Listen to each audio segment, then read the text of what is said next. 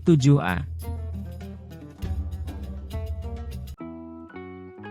Raini terbangun. Aroma gurih daging domba goreng yang begitu harum dan lezat, menggoda indera penciumannya. Ketika tersadar, ia bingung dengan keadaan di sekitar. Ia meraba-raba bagian belakang kepala, mungkin saja kemarin terbentur hingga ia berhalusinasi. Tapi semua terlihat baik-baik saja. Ia masih ingat, semalam tertidur setelah berdebat tidak penting dengan Salim. Kemudian mereka meneruskan perjalanan kembali ke Halaen. Bukan tidur di sebuah kamar mewah, di atas ranjang besar yang begitu empuk dan nyaman. Tapi juga seakan terasa akrab dalam benak Raini.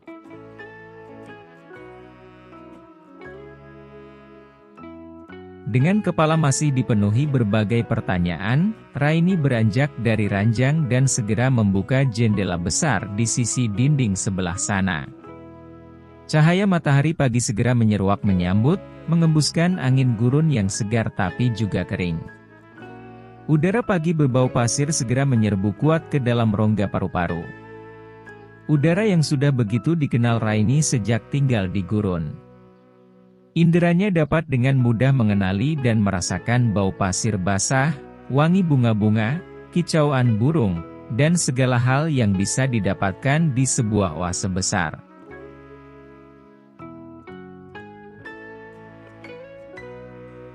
Ini bukan Halaen. Pikir Raini makin bingung. Dari kamar yang terletak di lantai 2, Raini dapat melihat banyak orang beraktivitas di bawah. Seolah ia pernah mengenal mereka. Sekali lagi seperti ada yang menggoda untuk menyembul ke permukaan. Raini mencoba meraba tapi masih tetap gagal. Setidaknya ia dapat menikmati pemandangan menawan, karena tempat itu terlihat jauh lebih luas dan lebih hijau dari pemukiman di Halaen. Rumah-rumah kubusnya terlihat dihiasi batu-batu beraneka warna yang menawan. Sekali mata melihat, banyak taman bunga menghias berbagai sudut tempat di sana. Jalan-jalan dari bebatuan yang ditata rapi terlihat dipenuhi dengan orang yang lalu lalang. Sebagian dari mereka adalah kaum pria.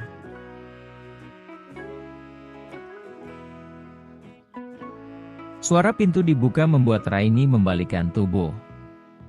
Semua terasa begitu familiar bagi Raini, tapi otaknya sekali lagi seakan macet diajak berpikir. Seorang wanita paruh baya masuk. Beliau memakai gamis panjang dari sutra terbaik berwarna kuning gading dengan ujung menyapu lantai. Beberapa pelayan tampak berdiri di belakang.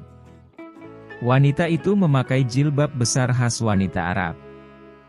Air mukanya terlihat sangat ramah. Wanita itu juga terlihat begitu anggun, seolah dia adalah ratu di tempat ini. "Kau sudah bangun sayangku?" wanita itu bertanya dengan nada lembut. Ia memerintahkan para pelayan yang membawa makanan, untuk meletakkan di meja rendah di salah satu sudut kamar besar itu. Raini menahan air liur yang seakan hendak menetes, ketika melihat sajian lezat itu. Sekali lagi Raini merasa begitu kenal dengan wanita itu. "Kalian boleh pergi."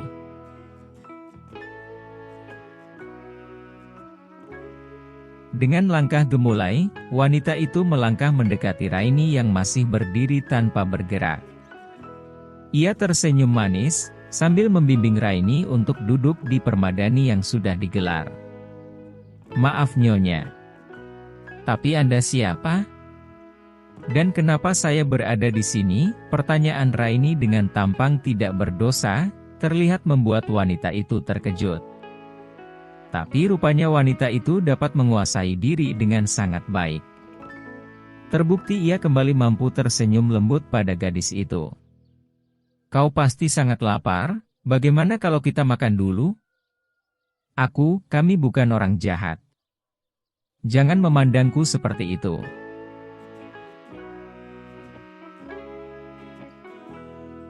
"Apa Anda mengenal saya?" Raini masih dengan kewaspadaan tinggi.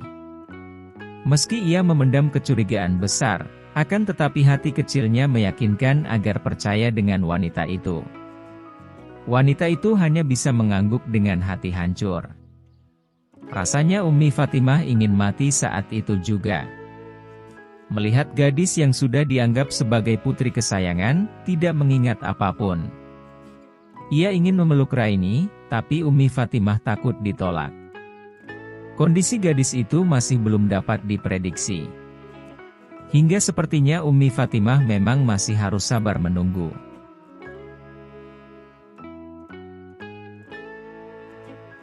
Itu tidak terlalu penting sayangku. Sekarang makanlah dahulu. Nanti aku akan mengajakmu berkeliling dan menceritakan kejadian kenapa kau bisa sampai di sini, bukan di hal lain. Dengan lembut penuh kasih sayang, Ummi Fatimah kemudian menggandeng tangan Raini. Bagi Ummi Fatimah, menyebut nama Halaen selalu seperti ia harus menelan pasir panas di tengah gurun. Rasa sakit yang mengurut dada akibat peristiwa lampau itu, selamanya tidak akan pernah menghilang dari ingatan. Ada kelegaan menelusup di dalam rongga dada Ummi Fatimah, ketika Raini dapat terlepas dari tangan Salim. Tentu saja ia tidak ingin peristiwa yang dulu dialaminya, juga akan menimpa diri Raini. Kabar yang berembus membuat kian khawatir. Raini sedang kehilangan ingatan, hingga ia tidak mengingat siapapun.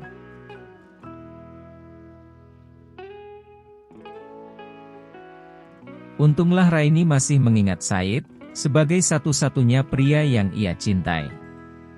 Ummi Fatimah sedikit tenang, karena Salim tidak mungkin memaksakan kehendak kepada gadis itu. Raini hanya menurut. Nalurinya membimbing untuk mengikuti Ummi Fatimah. Terlebih ia melihat sorot penuh kerinduan dan kepedihan di kedua bola mata kelam wanita itu. Raini dapat merasakan betapa wanita itu seolah ingin memeluknya, tapi terlihat enggan. Genggaman erat tangan Ummi Fatimah, seolah mengatakan banyak hal. Rasa hangat dan nyaman menjalar hingga ke dalam jantung Raini, yang masih saja bingung dengan keadaan itu.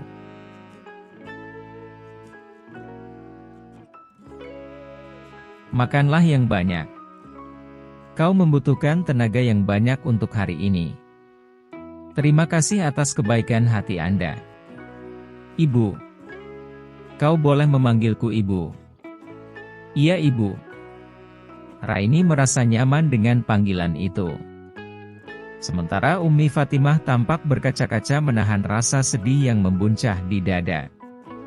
Mereka akhirnya duduk bersimpuh saling berhadapan, di atas permadani Persia tebal. Raini menikmati hidangan yang tersaji. Entah karena perutnya yang lapar atau karena hidangan yang lezat, Raini benar-benar menghabiskan setengah lebih makanan itu. Ummi Fatimah hanya tersenyum. Ia sangat mengetahui makanan kesukaan Raini, meski gadis itu tidak ingat apapun.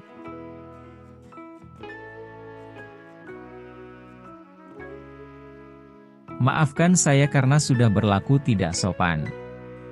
Tapi semua hidangan ini sangat lezat, dan lidah saya seperti mengenali semua rasa ini. Apa ini aneh? Pipi Raini terlihat memerah menahan malu.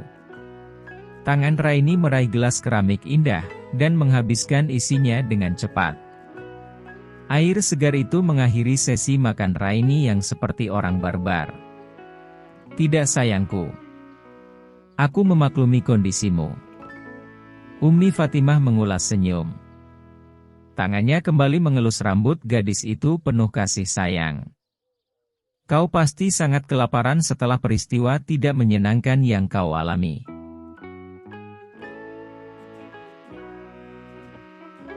Tapi kenapa saya bisa sampai di sini? Raini tidak dapat menutupi lagi rasa bingung yang melanda, karena yang terakhir diingat hanyalah dirinya terlelap di punggung seekor unta.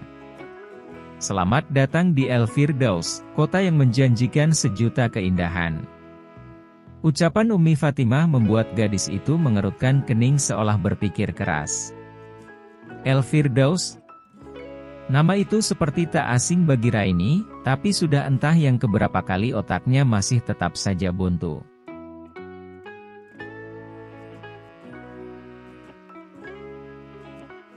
El-Firdaus. Raini seperti kembali mengingat sesuatu, tapi sulit sekali untuk menjangkau. Seolah hal itu sudah di depan mata. Namun semakin didekati, justru semakin menjauh. Lewat ingatan samar, sekelebat bayangan seorang pria menyebutkan nama tempat itu. Hanya itu. Nama yang diberikan karena tempat ini laksana surga, di antara teriknya padang pasir yang bagai neraka. Kami secara turun-temurun tinggal di oase ini, pemukiman yang tak pernah kekurangan air meski kami di tengah gurun. Apa seperti hal lain?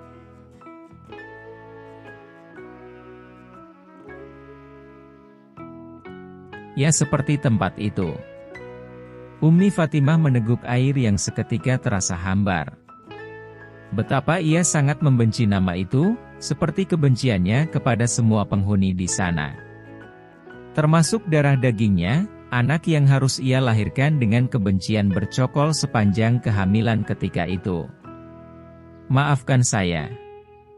Tapi saya masih tidak ingat apapun. Pikiran saya buntu. Meski begitu ada sesuatu yang terasa familiar dalam ingatan saya mengenai tempat ini. Kamu memang harus mengingatnya, karena saya tumbuh dan besar di tempat ini.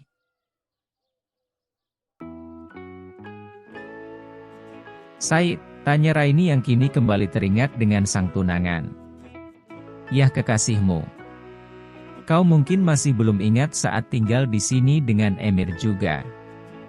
Kalian melakukan perjalanan panjang untuk sampai ke tempat ini. Rumah bagi Emir dan Said. Ummi Fatimah memeluk Raini dengan erat, seolah dengan begitu Raini akan kembali menemukan ingatannya. Pipi keriput itu kembali basah. Raini cepat-cepat mengusapnya dengan lembut.